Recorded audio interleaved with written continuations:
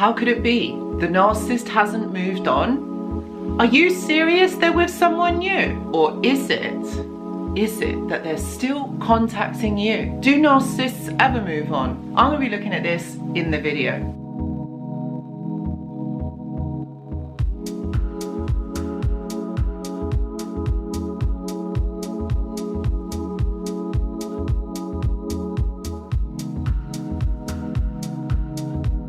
Hello and welcome back. I hope that you're all doing really well. So you're thinking the narcissist has moved on, they're with someone else, like what are you talking about, you're going to say to me. But I'm going to tell you that the narcissist hasn't moved on. They don't ever really move on. You know as well as I do, okay, that narcissists have like a string of people. They have to have people around them. They cannot stand to be on their own. So when I say to you that the narcissist hasn't moved on, honestly, they haven't. I'm going to talk about this. I'm going to explain this to you, but they actually haven't. All right, they actually haven't. Because look at it this way. Why is it that they're still contacting you? Or maybe you're getting these covert kind of messages still from them. If someone has moved on in a relationship, okay, you leave your ex alone. You leave them in the past because in your mind, all right, I need to move on. I need to get on with my life. But funnily enough, the narcissist doesn't do this, do they? They don't, because they still get in contact with you. At some point, you know that they have either got in contact with you, or if they haven't yet, they will. Believe me, they will. The narcissist isn't just going to leave you sitting there. They're gonna, do you know what? They're gonna come back for you.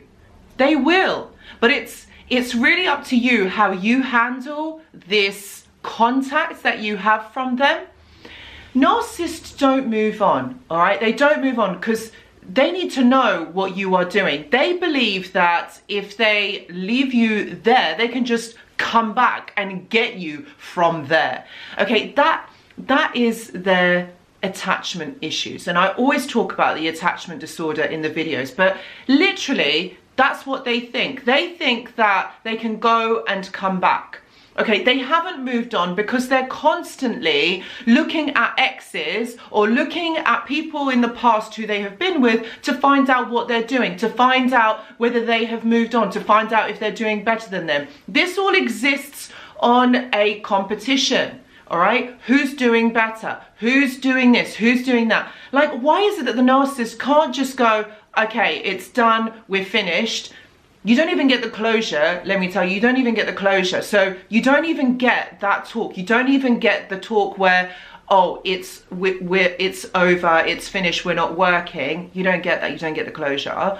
But what you do get is the contact weeks, months, maybe years later, no explanation, no understanding of what has happened. 1 minute then they're in your life, the next they're not. You don't know what's going on, and then they get in contact.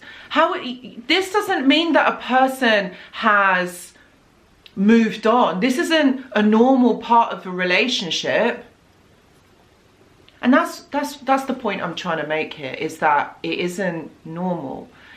They don't move on. They're constantly looking at exes. They're constantly looking what other people are doing. They're comparing themselves.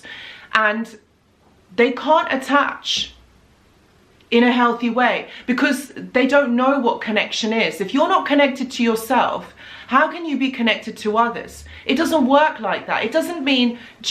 We have the understanding, right, that when a relationship finishes, all right, both parties know where they stand, and we kind of try our best to move forward. Yes, it hurts the beginning, but like we understand that the relationship has ended and now we need to move on. We need to move forward with our lives. Even though it is painful, there might be residual feelings at the end of this kind of breakup, but at the end of the day, we need to be able to move forward. We need to go forward in our lives. The narcissist doesn't go forward. They stay in limbo. And this is because of the disconnection from themselves, the disconnection from you. Just because they get with someone new doesn't mean that they have forgotten about you and that it's over and now they're going to get with someone new. This isn't a normal part of their moving on, because they don't move on. They will come back for you. They don't ever move on. They need to know what other people are up to, like exes. They think, oh, just because you have had feelings for me, you know, I was able to get supply from you, I'm going to come back and get more supply from you. Can you see how dysfunctional this actually is? Can you see how the narcissist is thinking? It isn't healthy. It isn't normal.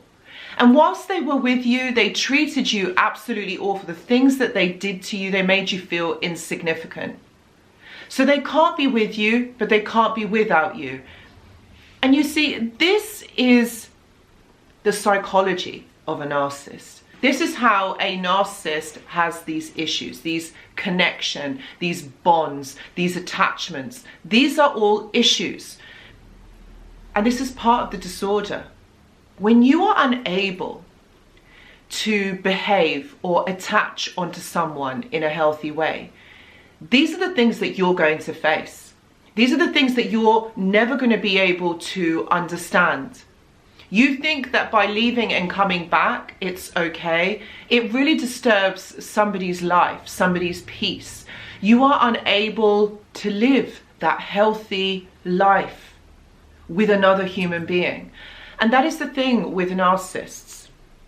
Not being able to bond in a healthy way really means that they have issues with interpersonal relationships and with themselves. And this is why it is really important for you to understand that none of this is okay. This isn't about someone who is unable to get over you. They were never attached onto you in the first place, even though they made you feel like this was the most amazing relationship. But if you really look at the dynamics of this narcissistic relationship, it was all go at the beginning and then they removed themselves, and then it was all go and then they removed themselves. This hot and cold behavior.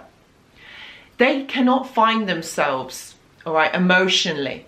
They are lost within themselves. They're lost within their life. Except what they try and do is they try and convince others that actually it is okay. They blame others for the kind of the behavior that they display. A lot of people do see through them, like you did. A lot of people do see through them. But to understand this, okay, to understand that really the narcissist isn't able to move forward or go backwards or go forward, they're stuck in this limbo. And they continue this cycle because that for them is the only way that they know. They didn't develop a healthy sense of self. They didn't develop attachments, okay, because they weren't shown this as children. So this all stems from childhood and the way that their parents or their caregivers were able to bond with them, and for the child then to understand themselves. They had to understand very quickly that they had to change their personality. They had to change who they are to be able to please their parent or their caregiver, because the parent didn't accept them the way that they are. And that's why they had to change. That's why they had to mirror. That's why they had to gaslight. And these things weren't changed from childhood. This then developed into something more because it got their needs met. This wasn't corrected. So as they've gone into adulthood, that's how they see their lives. That's how they see that. That's how they need to be around people. They need to make sure that everybody likes them, so they get that acceptance, they get that validation. And once they get that, they know that they're in there. So then they can be themselves. This kind of this rage, this jealousy, this obsession comes out. And this is it, my friends. Like, why would you need to do that? This is the dysfunctionality of them, of their emotional and mental states. It's not that they can't move on from you because they can't forget about you, because they want you back, because you had this amazing relationship. Yeah, granted, it probably was amazing and it was good, you know, like at certain times. But if you really, really look at it, was it even real? Was any of it real? Whatever they said, whatever they did, none of it does make sense, because you can't make sense of it right now. You know, they've gone and now they've come back and they're making some sort of communication. Like, how do you make sense of that? People who normally do that is because A, they've got something to say, B, they're probably sorry for what they've done, and 3, they've realized the error of their ways, so they want to make it okay in some way.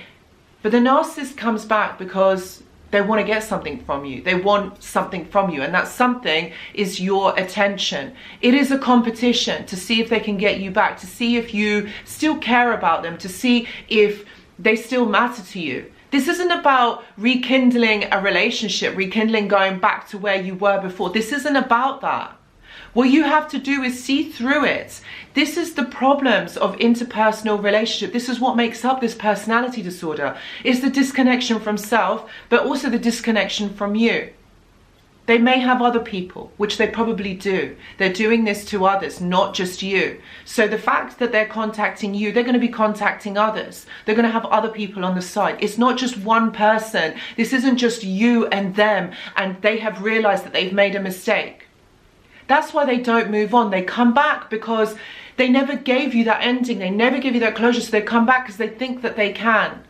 They treat people like objects. You are an object. You don't actually have that sentimental meaning to that person. And I know that's really hard to understand and get your head around, but this is the disconnection from self. And when you're not connected, when you don't have empathy, understanding, compassion for others,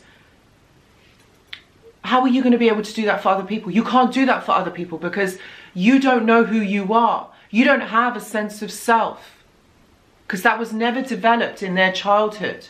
So it's not going to be corrected in adulthood. It's one of those things that you learn to have in childhood. So going forward into adulthood, when it's not corrected, how are they ever going to be able to make sense of this? How are they able to ever move forward, be themselves, be someone who can be in a relationship and have that depth of meaning? It's not going to happen. They are stuck in this limbo. For those of you who are going through this right now, I really honestly do feel for you because it is so difficult. I do offer one-to-one consultations. Please see the description box below. I do offer also a journal club if you are someone who would like to work through this and journal your ideas. This is great if you are receiving counseling or therapy. This would work as a great tool alongside that. And I'm also going to be starting a new mentorship in the new year. So if you're interested in elevating your life and getting past all of this, please join the mentorship. See the description box below for more details. Guys, thank you so much for watching, and I hope to see you in the next video. Goodbye.